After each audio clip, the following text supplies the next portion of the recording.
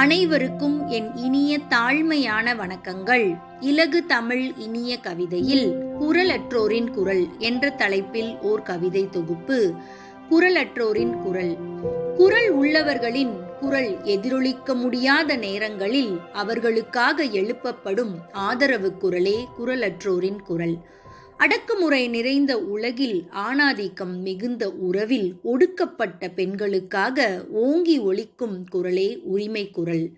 எளியோரின் வாழ்வை மதித்து, ஏற்றத்தாழ்வு மனப்பான்மை அளித்து, ஏகாதிபத்திய மனநிலையை ஒடுக்க எடுத்தியம்பும் குரலே சமத்துவ குரல். திக்கற்றோரின் மேன்மைக்காக, தீண்டாமையின் அழிவுக்காக, திறனற்றோரின் திறமைக்காக திக்கெட்டும் பரவும் குரலே சரித்திர குரல்.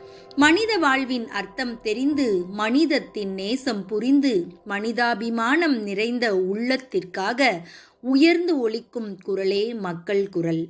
குரலற்றோரின் குரலாக குரல் கொடுப்போம், திருக்குறளின் வழி நடப்போம். நன்றி, வணக்கம்.